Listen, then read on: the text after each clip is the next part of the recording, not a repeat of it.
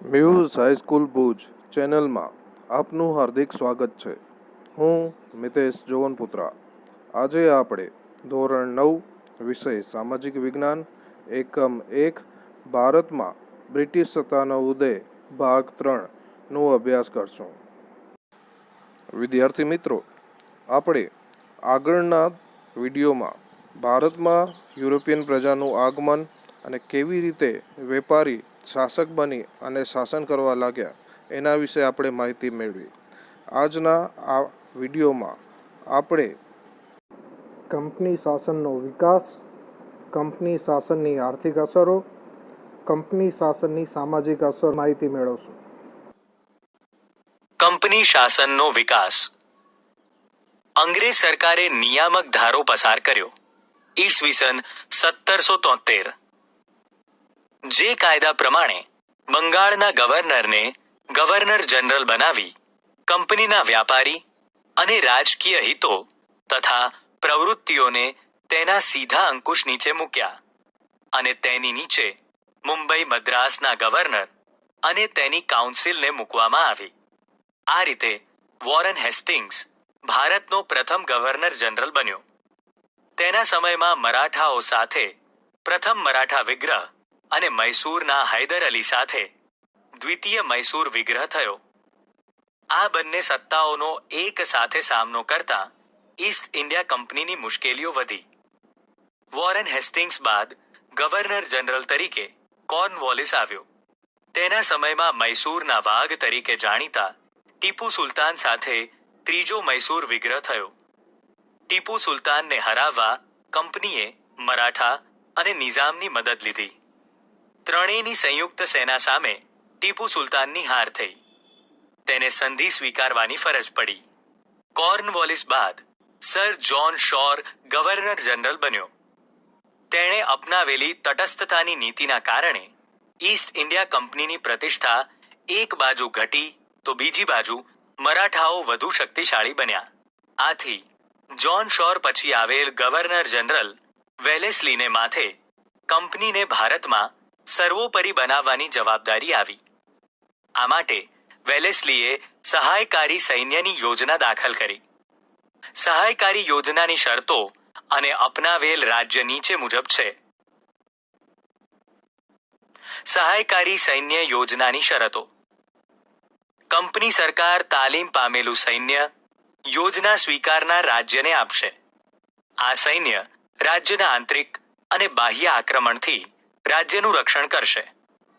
તેના બદલામાં યોજના સ્વીકારનાર રાજાઓએ લશ્કરી ખર્ચ અથવા તેટલી આવક ધરાવતો પ્રદેશ અંગ્રેજોને આપવો. કંપનીની પરવાનગી વિના રાજ્ય અન્ય રાજ્ય સાથે યુદ્ધ કે સંધિ નહીં કરી શકે. રાજ્યના દરબારમાં એક અંગ્રેજ પ્રતિનિધિ રાખવો.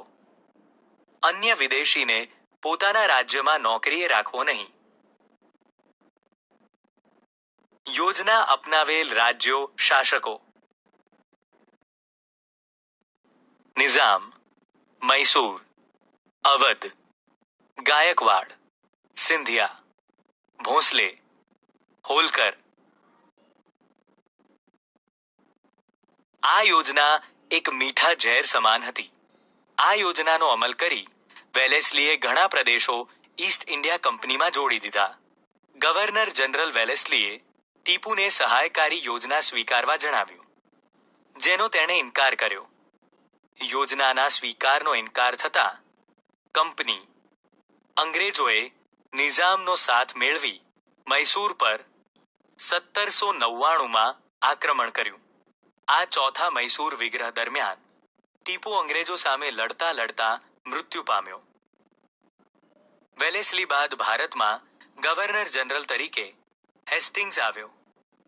તેણે નેપાળ સાથે યુદ્ધ કરી ગુરખાઓને લશ્કરમાં સામેલ કર્યા.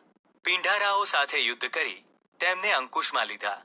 ત્રીજો મરાઠા વિગ્રહ કરી કંપનીની સર્વોપરિતા સ્થપાઈ.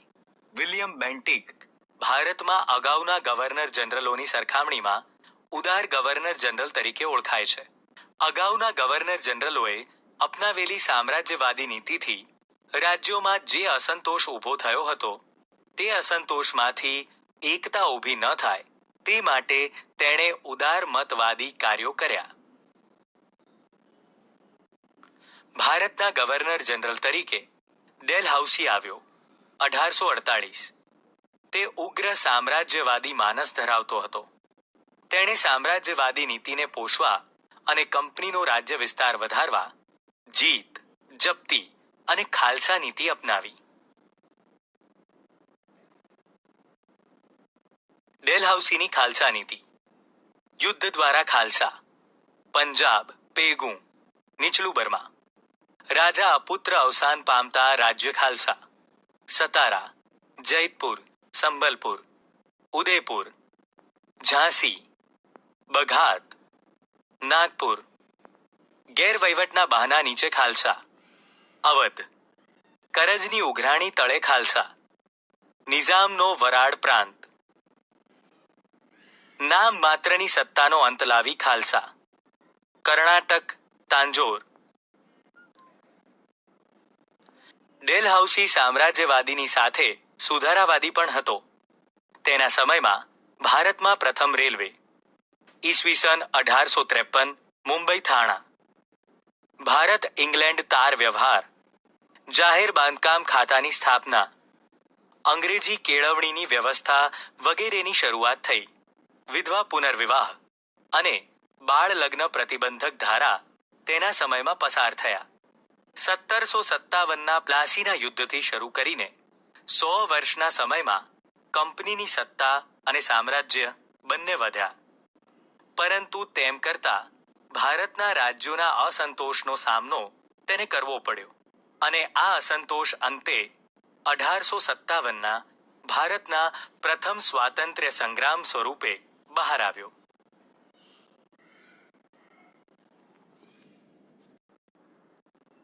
કંપની શાસનની આર્થિક અસરો. જ્યારે આપણે કંપની શાસનનું સરવૈયું તૈયાર કરીએ છીએ ત્યારે ખ્યાલ આવે છે કે ભારત દેશ જે છેલ્લી સદીઓથી દુનિયાના દેશોમાં આર્થિક રીતે ગૌરવભર્યું સ્થાન ભોગવતો હતો તે કંપની શાસનના 100 વર્ષના શાસનકાળમાં ઇંગ્લેન્ડ માટે કાચો માલ પેદા કરનાર અને કારખાનામાં તૈયાર થયેલ માલ માટે બજારની ગરજ સારનારો દેશ બનાવી દીધો. બંગાળ સુતરાઉ કાપડ, કાચું રેશમ, ખાંડ, શણ, મલમલની નિકાસ કરતું 1708 થી 1756. પરંતુ દ્વિમુખી શાસન પદ્ધતિ બાદ બંગાળની આર્થિક ચમક ઝાંખી પડી ગઈ. કંપનીની અન્યાયી મહેસૂલી નીતિથી ભારતનો ખેડૂત પાયમાલ અને દેવાદાર બન્યો. અંગ્રેજ સરકારે ઇંગ્લેન્ડના ઉદ્યોગોને વિકસાવવા ભારતના કાપડ ઉદ્યોગ પર અન્યાયી જકાત નાખી. ભારતના હુન્નર ઉદ્યોગોને કચડી નાખવા વિવિધ અયોગ્ય રીત રસમ અપનાવી, જેથી ભારતના ઉદ્યોગ ધંધા પડી ભાંગ્યા. ભારતનો કારીગર ગરીબ અને બેરોજગાર બન્યો. કંપનીના વ્યાપારીઓ ખાનગી વ્યાપાર કરી બંગાળના કારીગરો પાસે ટૂંકી મુદતમાં ચોક્કસ જથ્થામાં કાપડ વણીને પૂરું પાડવાનો કોન્ટ્રાક્ટ લખાવી લેતા અને કારીગર જો ઇનકાર કરે તો તેને ફટકા મારવાની કે જેલની સજા થતી. કંપનીના આગમન પહેલા ભારતના ગામડા સ્વાવલંબી અને સમૃદ્ધ હતા, જે અંગ્રેજોના શાસનની અસરથી ગરીબ અને પરાધીન બન્યા. ઈસ્ટ ઇન્ડિયા કંપનીના શાસનકાળમાં ભારતમાં મુંબઈ થાણા વચ્ચે પ્રથમ રેલવે, ઇંગ્લેન્ડ ભારત વચ્ચે આગબોટની સેવાની શરૂઆત અને મુંબઈ, મદ્રાસ, ચેન્નઈ, કોલકાતા જેવા મહાબંદરોનો વિકાસ પણ થયો. કંપની શાસનની સામાજિક અસરો. બ્રિટિશ વહીવટ દરમિયાન વર્તમાન પત્રોના વિકાસથી ભારતીય પ્રજામાં વિચાર, વાણી સ્વાતંત્ર્યની ભાવના વિકસી. એ સમય દરમિયાન ભારતીય સમાજમાં કેટલાક પ્રદેશોમાં કુરિવાજો જોવા મળતા હતા, જેમાં સતી પ્રથા, પુત્રીને દૂધ પીતી કરવાનો રિવાજ, બાળ લગ્ન વગેરે. અંગ્રેજોના સંપર્કથી રાજા રામમોહન રાય, દુર્ગારામ મહેતા, બહેરામજી મલબારી વગેરેએ કુરિવાજો દૂર કરવા કાયદા કરાવ્યા. ભારતમાં વહીવટી માળખાનું અંગ્રેજીકરણ થતા અંગ્રેજી જાણનાર લોકોની જરૂર ઊભી થઈ. પરિણામે મેકોલેના પ્રયત્નોથી ભારતમાં અંગ્રેજી શિક્ષણ આપવાનો પ્રારંભ થયો. ચાર્લ્સ વુડની ભલામણથી મુંબઈ, મદ્રાસ, ચેન્નઈ, કોલકાતામાં યુનિવર્સિટીની સ્થાપના થઈ. અંગ્રેજી શિક્ષણના કારણે ભારતમાં અંગ્રેજી જાણનારો વર્ગ ઊભો થયો. સમય જતાં તેણે સુધારાવાદી માંગણીઓ કરી સુધારાની પ્રક્રિયાને વેગ આપ્યો. આમ ઈસ્ટ ઇન્ડિયા કંપની ભારતની સમૃદ્ધિ અને વેપારથી આકર્ષાઈને ભારત આવ્યા.